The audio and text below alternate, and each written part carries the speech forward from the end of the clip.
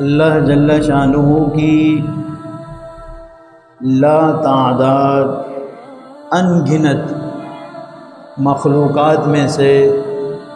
ایک مخلوق انسان ہے، اور اللہ جل شانہ جب انسان کو بنا رہے تھے اس دنیا میں بھیجنے کے لیے، تو قرآن میں ہے کہ فرشتوں نے کہا وَإِذْ قَالَ رَبُّكَ لِلْمَلَائِكَةِ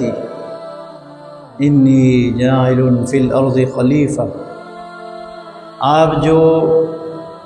انسانوں کو دنیا میں بنا کر بھیج رہے ہیں اور انہیں یہ طاقت بھی دے رہے ہیں کہ وہ آپ کی نافرمانی بھی کریں، گناہ بھی کر سکیں، جو ان کا دل چاہے وہ کریں، یفسدون فی الارض، یہ تو زمین پر جا کر فساد مچا دیں گے، یہ تو تباہی کر دیں گے، آپ کی نافرمانی کریں گے۔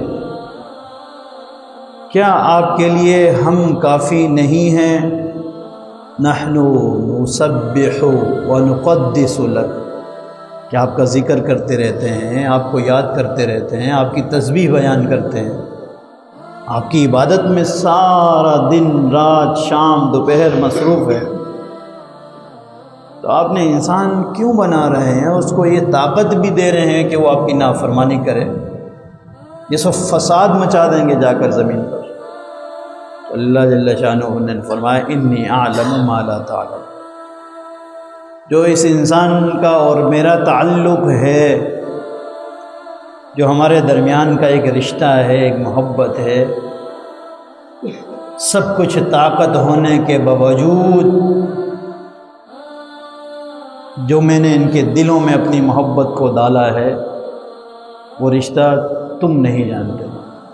انی اعلم، یا میں جانتا ہوں یا وہ انسان جانتا ہے۔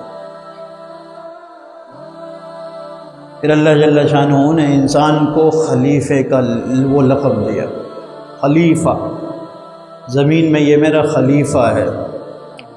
تو خلیفہ بنانے کے لیے ضروری ہے، مفسرین لکھتے ہیں کہ ہر طاقت کا ماہر، ہر عیب سے پاک ہو، کسی کا محتاج نہ ہو، تو خلیفہ تو وہی ہوگا نا۔ آج کل ہمارے اس ملک پاکستان میں جو بڑی بڑی خانقاہیں ہیں، آپ نے سنا ہوگا فلانا نے فلانا کو خلیفہ بنا دیا، جب وہ خلیفہ بناتے ہیں اعلیٰ ہر چیز کی اجازت دیتے ہیں کہ آپ لوگوں کو بیعت کریں، اصلاح کریں، ان کو ذکر بتائیں، ان کو خلافت عطا کر دی، اسے کتنا بڑا رتبہ اور مرتبہ ہوتا ہے۔